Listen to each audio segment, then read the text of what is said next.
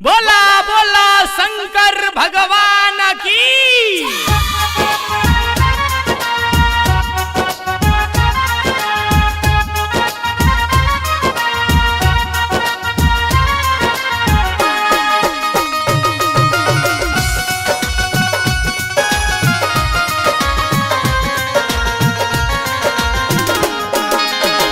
चुवत मड़ैया भोला जी काहे ना छावाइले।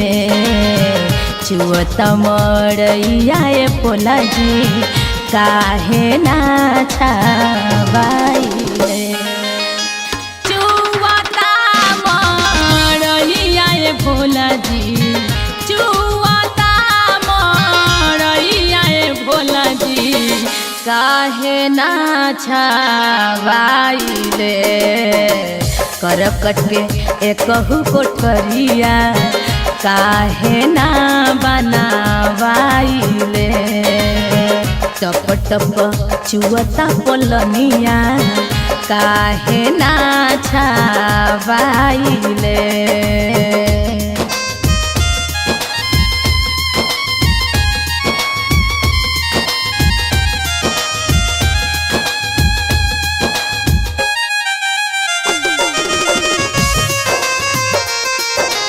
Recording and mixing Ambika studio Kuchaikot.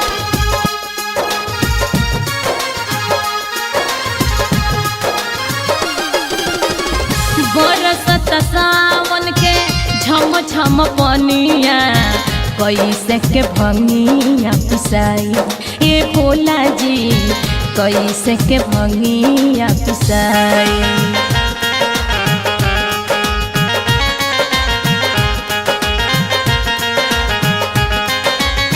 भीजत हम बानी भीजल बबुआ के तनल अचारा उठाए। ये भोला जी के तनल अचारा उठाए। कहला पर रउआ खिसियाइले, कहला पर रउआ खिसियाइले। के कारा से कहीं बतिया टप टप चुवता मड़ैया काहे ना बनावाइले। चुवता मड़ैया भोला जी, चुवता मड़ैया भोला जी काहे ना बनावाइले। टप टप चुवता मड़ैया काहे ना छावाइले। टप टप चुवता मड़ैया काहे ना छावाइले।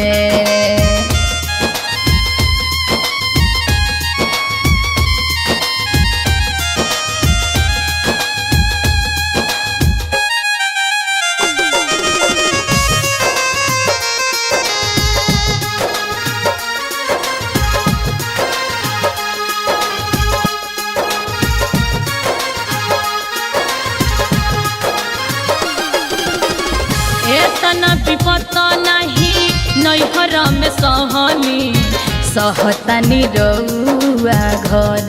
ए भोला जी सहतानी रउआ घर।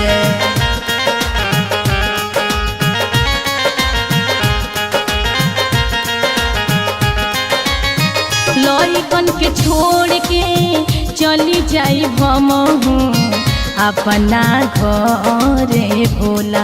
ए भोला जी चली जाई भम अपना घरे।